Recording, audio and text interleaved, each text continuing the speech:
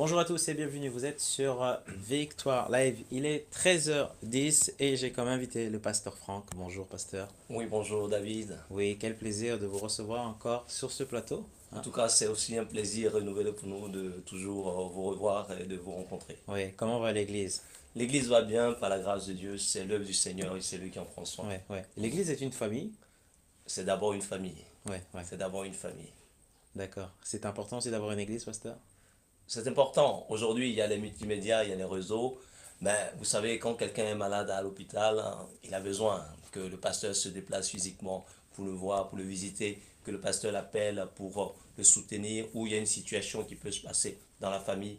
La présence du pasteur est importante. Donc la famille, une attache à une église, c'est important. Même si aujourd'hui, les multimédias permettent de aujourd'hui assister à tous les cultes.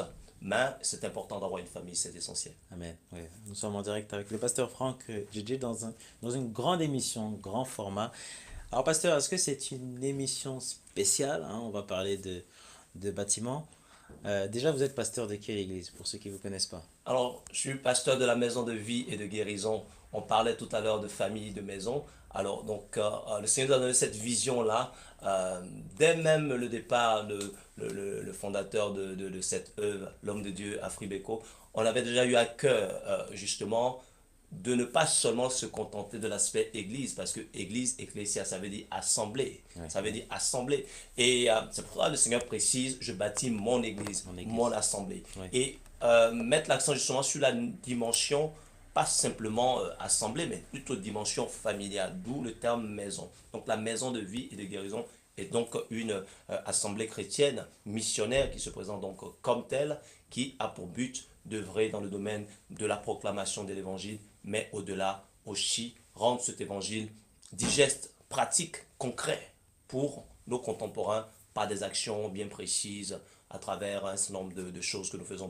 pour ça, aux vêtements, banque alimentaire, soutien scolaire. Hier encore, j'étais avec les enfants de la Villa Renaissance pour du soutien scolaire et nous avons aussi d'autres actions, notamment dans les aumôneries des prisons oui, oui, oui. euh, et dans les hôpitaux aussi, parce que nous considérons que cela fait partie de notre mission. Rappelez dans Matthieu 25, versets 35 à 36, j'étais nu, vous m'avez vêtu, j'avais faim, vous m'avez donné à manger, j'étais en prison, vous m'avez visité à l'hôpital, pareillement. Donc je crois qu'aujourd'hui, l'évangile a besoin d'être Amen, simplifié amen. en direct, en direction des En personnes. direction des personnes, oui. Alors, soutien scolaire, entre parenthèses, pasteur, c'est-à-dire que vous aidez n'importe qui, un élève qui est en difficulté, ça va de quelle classe à quelle Alors là, classe? nous avons, donc ça fait maintenant 2 ans que nous menons cette opération en direction des enfants de la Villa Renaissance. La Villa Renaissance, c'est un hôtel social qui se trouve à Fontenay-aux-Roses Oui, et où des familles prises en charge par le SAMU de Paris. Donc nous intervenons tous les mercredis de 16h à 18h avec une bénévole de la ville qui nous a rejoint maintenant, Corinne, que je salue au passage. Nous donc intervenons pour des enfants de classe primaire. Donc nous avons les petites classes du CP au CE1 et puis ensuite les grandes classes jusqu'au CM2. Nous avons aussi la possibilité d'encadrer les élèves du collège ou même du lycée, mais la demande est beaucoup plus forte pour ces petites classes-là. d'accord, ok. Alors, pasteur, un bâtiment, un très grand bâtiment, voilà. Alors, petite présentation sur le bâtiment. Alors, c'est quel bâtiment que vous voulez donc construire? Est-ce que c'est un bâtiment qui existe déjà ou c'est un bâtiment qu'il faut construire? Dites-nous tout, pasteur. Alors, c'est un bâtiment qui existe déjà, qui a été déjà trouvé, pour lequel nous avons déjà signé un compromis, un compromis, et qui existe en région parisienne, Oui, précisément à Boularen, non loin du RER de Bagneux et de Boularen, non loin donc de l'aéroport Orly pour ceux qui nous écoutent à l'international. Donc ça veut dire que c'est vraiment un lieu accessible, non loin de la Nationale 20, et bientôt, avec le projet du Grand Paris, il y a une ligne de métro qui va arriver juste derrière. Donc c'est vraiment un bâtiment d'une grande accessibilité. Il faut savoir que lorsque, en tant qu'Église, nous cherchons un lieu pour pouvoir justement faire des cultes ou pour pouvoir acquérir, les propositions que nous recevons sont très très très éloignées oui, des centres-villes et pour pouvoir s'y rendre, c'est parfois, sinon souvent, très très très compliqué. Alors qu'ici, la question de l'accessibilité est résolue et ça permet à tout le monde, vraiment tout le monde, de pouvoir nous rejoindre. D'accord. Comment est venue cette idée, pasteur? Parce qu'il faut avoir des idées pour avoir un tel bâtiment, non? Alors c'est une bonne question. En fait, je pense que c'est comment est-ce que le Seigneur a suscité ce projet? Je pense que c'est ça qui est la réalité. Nous avons été dans une location, euh, d'abord dans une salle d'hôtel à Pantin, ensuite à Agnières-Grésillon. Nous avons payé pendant près de 10 mois, 1 500 euros, voire plus, C'est beaucoup quand même, non? pour des réunions. C'est beaucoup. Si on fait les calculs, hein, c'est vrai. Surtout que finalement, on n'a pas pu rester dans ce lieu contre notre gré, puisque ce lieu a été évacué. Visiblement, le propriétaire l'avait vendu à quelqu'un d'autre. Mais depuis que nous étions là, effectivement, le fait de payer de façon régulière ces sommes-là, pour nous, c'était pas tenable à long terme. Donc l'idée d'être propriétaire avait déjà germé pour dire, Seigneur, donne-nous un lieu qui soit à nous. Le fait d'avoir un lieu qui soit à nous, au-delà du fait que nous sommes propriétaires à ces avantages, mais c'est surtout que nous pouvons disposer de ces lieux comme nous voulons. Vous avez prié pour ça, c'était une demande. On a, dès l'instant, donc ça remonte à maintenant plus de 2 ans, Ouais. ce désir est né à nous, parce qu'on a compris.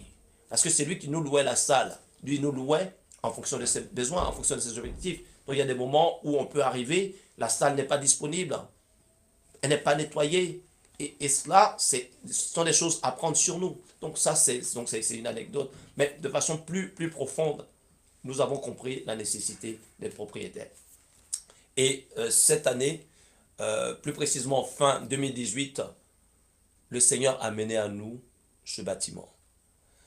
Vous savez, dans le parcours de recherche des bâtiments, voilà, soit on repère un bâtiment et on voit le propriétaire qui accepte ou pas de nous le vendre Oui. ou de nous le louer, Oui, ou alors on passe par une agence. oui, oui.